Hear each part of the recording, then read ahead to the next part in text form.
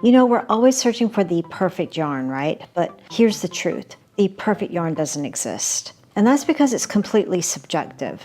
A yarn that's perfect for one project might be terrible for another, or what's right for me might not be right for you. But here's the good news. The perfect yarn for you does exist. It can easily get very overwhelming and complicated, so I want to keep this as simple as possible. And I found the best way to do that is by first asking myself 3 simple questions. What am I making? Who is it for? And what is my budget? And once I've established that, then I can figure out the right yarn. To do that, there are 2 main categories to look at: yarn weight and yarn fiber.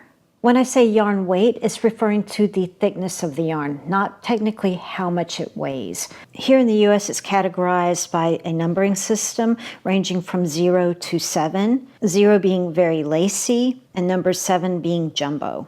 Elsewhere in different countries, the UK for example, yarn is often labeled with descriptions like fingering weight or DK weight. And as a beginner, this may seem overwhelming, but I just want you to be aware that there are different thicknesses of yarn. And if you're ever unsure of what weight to use, that's where following a pattern really helps you. Let's move on to fiber types, because that's where everything really starts to make a difference. Each fiber behaves differently, so choosing the right one depends on what you need from your yarn. And to keep it really simple, we can break these fibers down into 3 main categories: animal-based, plant-based, and man-made. For animal fibers, these come from sources like sheep, alpacas, goats, and even rabbits. The main thing to remember is that they're warm, soft, and have natural elasticity. That means they stretch and bounce back nicely, making them great for things like sweaters, hats, and cozy winter accessories. And depending on the fiber, they can be super soft, like cashmere or alpaca, or a little scratchy, like some types of wool. One really important point here is that many animal fibers do need a little extra care, like hand washing, and some people have allergies or sensitivities to it. So that's something to really keep in mind if you're planning on giving this as a gift or a donation. Now for your plant-based fibers, these are light, breathable, and great for warm weather. Think soft cotton t-shirts or cotton sheets on a breezy day. That's the kind of feel you get with these yarns. They don't trap heat like wool, so they're perfect for summer tops, baby blankets, and home decor like dishcloths or market bags. One thing to keep in mind with plant-based fibers, they don't have a lot of elasticity, so they can be tough on the hands, but they also have great stitch definition. So if you're wanting to do something like an amigurumi toy, you'll find things like cotton work really well for this. And finally, we have the man-made fibers like acrylic, polyester, and nylon. They're durable, easy to care for, and often the most affordable option. The most common one you'll see is acrylic, which is soft, lightweight, and great for beginners because it's so easy to work with. And I have to say the color choices are incredible.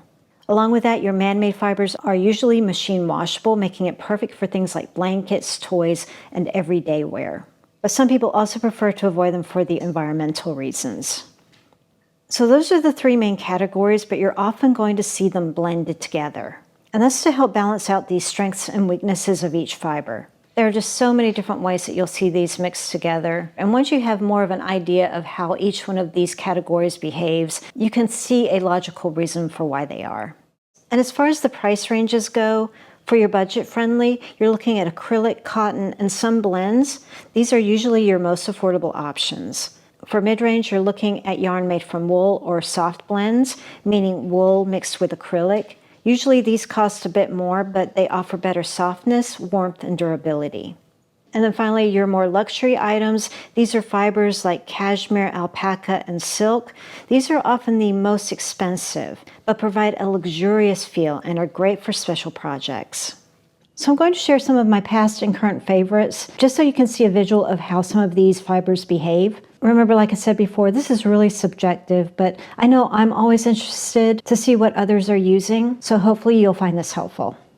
You have to understand, in the late 90s and early 2000s, it was really hard to access yarn compared to today. So I would look at blogs like Attic24 and just drool over the beautiful colors and yarn choices that she had, while I was limited with Red Heart yarn. Now, no shade to Red Heart, we're talking about a completely different time, but that long story is just to explain how excited I was when I was able to access that yarn when it got much easier to order online. So fast forward to around 2019, 2020, this was my very first project that I came back to and worked on, so I'll always have a deep fondness and love for StyleCraft yarn.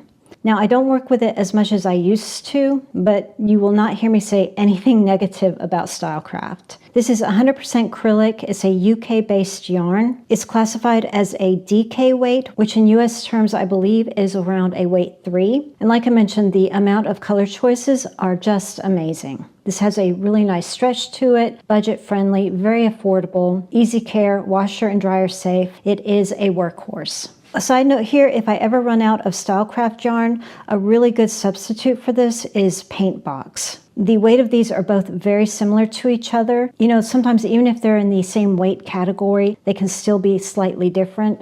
I found that StyleCraft and Paintbox are super close. This was made with a polyester yarn by Lion Brand. I don't think it's as easy to get as it used to be, but it's called Feels Like Butta. You can get a pretty close substitute to it if you look for 100% polyester. This is a weight for a worsted weight. This polyester has a lot of elasticity to it, and it's super, super soft. It almost feels like there's a little bit of lotion in it, but it felt really great on my fingers. Once I started getting really serious with my channel, I found that I love the stitch definition from Cotton Yarns. So you'll see a lot of my tutorials are using that, and that's why. This is a little backpack that I made using I Love This Cotton yarn. This is from Hobby Lobby. This is a weight 4 medium yarn, and it's very soft for a cotton yarn, I have to say. And that's why I use it so much. I am really picky about cotton yarn. I've tried the very inexpensive cotton yarns that you can find almost anywhere, and it has no elasticity whatsoever.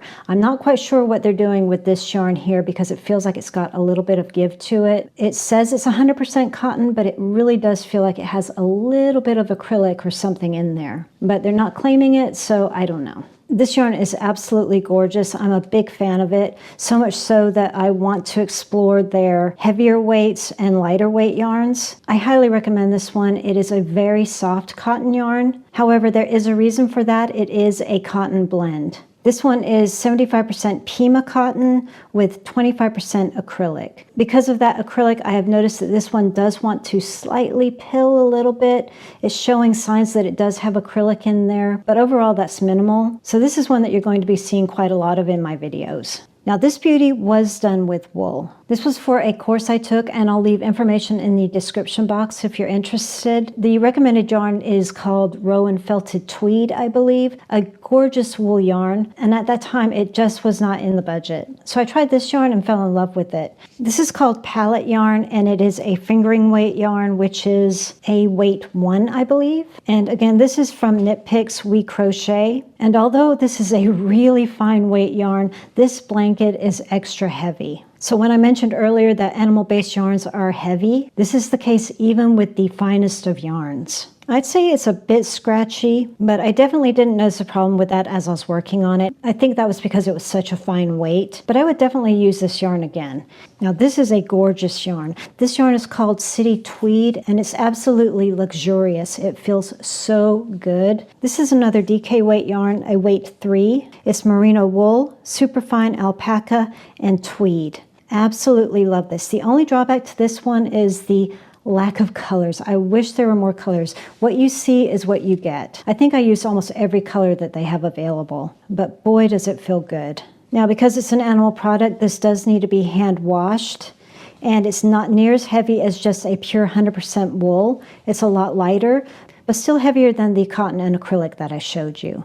If you're familiar with my channel, you'll know that I like to do make-in-a-day style blankets, and I find that these bigger, chunkier polyester and chenille yarns work really well for that. Relatively speaking, they are budget-friendly and work up really quickly. My go-to for that is usually Bernat blanket yarn, but this one here that you're looking at was a loops and threads chenille, and it worked up beautifully.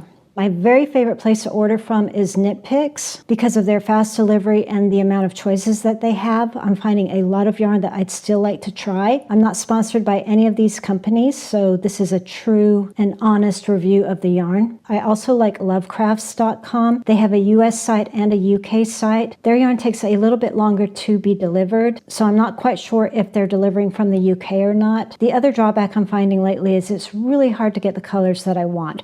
They're out of stock quite a lot lately. Another place that I've ordered online is from Hooky yarn. I've had really great luck in the past with shipments from them, very fast delivery, but it has been a couple of years since I've used them, so don't quote me on that. If there's anyone here in the US that's still ordering from Hooky, can you please let me know how that's going? They have some really beautiful yarn, especially if you're into amigurumi. One yarn that I would really love to get my hands on is Scapia's yarn. Thank you, Dawn, for the correct pronunciation of that. I've always called it sheepy's yarn. It's really hard for me to get over here. I check Lovecrafts regularly and they're usually out of it or very limited in colors. So anyone stateside, if you have a good resource for that, please let me know. I really want to try the Scapia's Katona and the Stonewashed. And speaking of that, if you're ever looking for a specific yarn and you can't get it, a great resource is yarnsub.com. This is where you can find the yarn substitute for the yarns that you love.